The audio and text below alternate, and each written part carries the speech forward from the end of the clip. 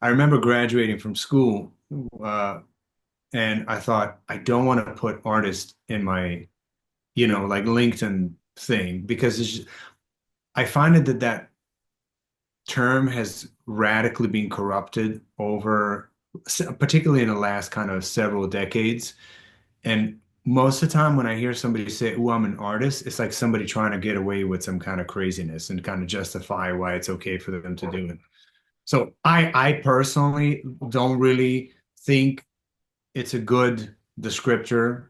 But again, I'm not criticizing others that use it. I just don't like to use it myself. So I kind of thought maker, machine, like some kind of production thing. It's, yeah, like something in that respect.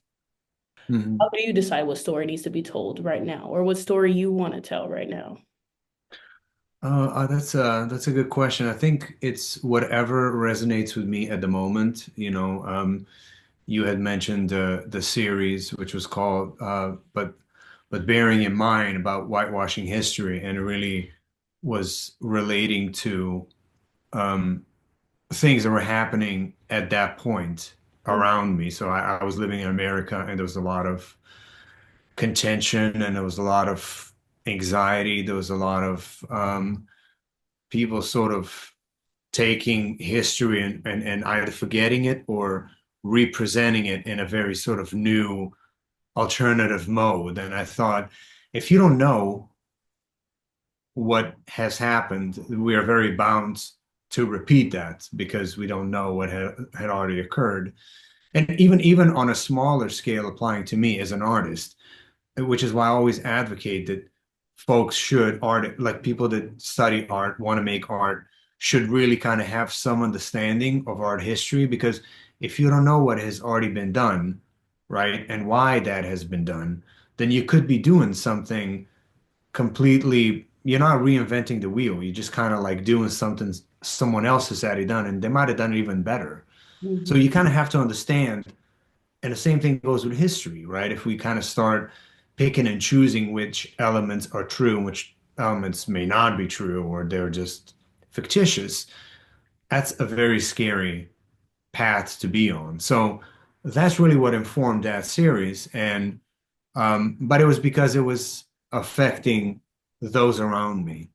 And I often find that um, I try to stay, I wouldn't necessarily describe that my work is sort of some sort of political activism because it's not, but it definitely is informed by the things that occur and the things that I think are cyclical too, right? So if if it's something that is very time specific, like we're in 2014 and Kim Kardashian is going to break the internet with a photo.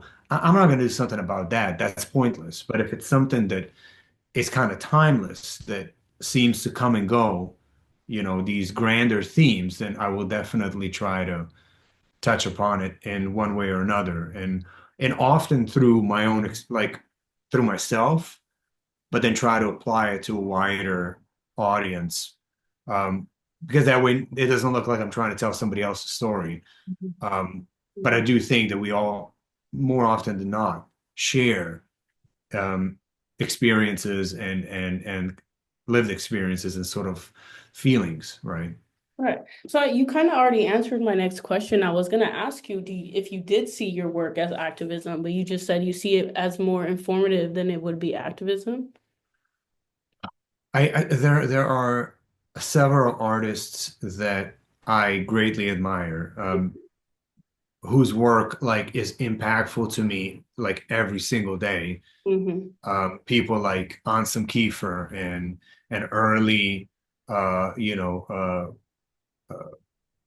Gerhard Richter and stuff like that. People that were working in Germany after World War II period. So that generation of artists and George Baselitz and stuff like that, to where they were addressing some serious themes with their work, but one could almost miss it if they weren't paying attention. So they kind of were like sometimes walking in this really fascinating line between art that looked really impactful and grand and just moving.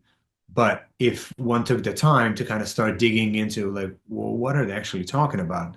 Then there was like a whole nother level that it's like I think it's like great music, Hmm. right? And I think music plays greatly into what I do too. I'm very much impacted by music, and there is a ocean of really bad music out there, right? It's enjoyable, right? I mean, I don't listen to contemporary music, but my kids do, and Hmm. they'll pull out some music that just hurts my ears. It grades on my brain because it's so dumb. But it's got a beat, it's kind of whatever it is. But then you find certain creators, right? Musicians, writers, songwriters that have both the fascinating music, but then if you take the moment to unpack what they're singing about, it's like sort of like poetry, it's like there's a whole another level of appreciation that you can have for it. And that to me is the creators that I admire the most. And if I can be even adjacent to that category, that would definitely be something worth spending my life doing.